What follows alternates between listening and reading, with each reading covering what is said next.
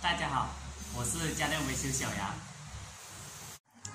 大家好，现在呢，大家分享一下冰箱里面有很多水，我们怎么解决的方法，大家先看一下吧。我们打开这个档位是正常的，这个档位正常来说就2档到4档之间是正常的。这个地方就结了冰，这是冷藏室，看到没有？一般有些人的冰箱这里会好多水，大家看一下，这个水，这个地方为什么有很多水呢？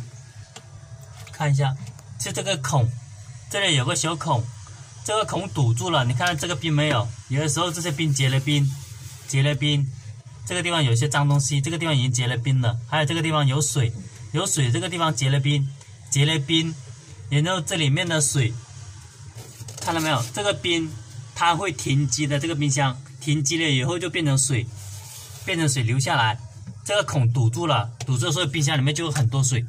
我们解决这个问题的话，就把这个孔给打通它。这个孔是流到那个压缩机上面有个盘子的，这是出水的。现在这个角落已经结了冰了，这个孔堵住了，所以这个地方就很多水。现在分享一下有什么方法可以解决这个很多水的问题的。解决这种问题的话，我们先把那个电给拔掉。现在在冷藏室的里面，我们呢要把这个孔给打通它。看一下这种是软的管，看到没有？大家可以拿个1.5米左右的软管，从这里慢慢伸下去，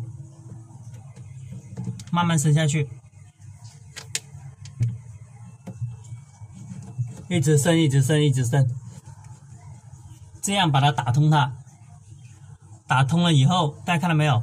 要把它打通它。那我们知道它行不行呢？我们打通了以后，把它拔掉，看到没有？把它拔掉。拔掉了以后呢，我们要放些水去试一下。大家看一下，这个我刚刚倒下开水，这个还是很烫的开水。我们打通了以后，又试一下，到底它冰有没有堵住，把它倒进去，看到没有？它能流下去。如果它是堵住了，这个水是流不下去的。为什么用开水呢？因为开水可以融化这些冰。开水倒下去，正常来说你倒1杯就知道了。大家看一下，这是孔，它专门用来出水的。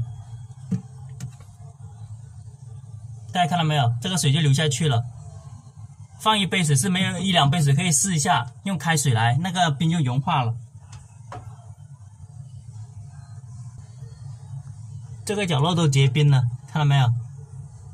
如果把这里打通了以后，这里的冰就会变成水，停机也会变成水流下来，这个地方就出来了。出来了以后，这个冰箱这个地方就没有水了。大家看一下。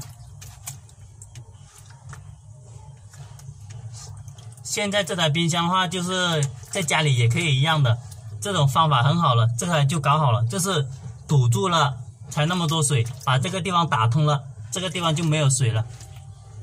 好的方法分享给大家，谢谢大家的观看。喜欢我视频的朋友点一下关注和转发，谢谢大家。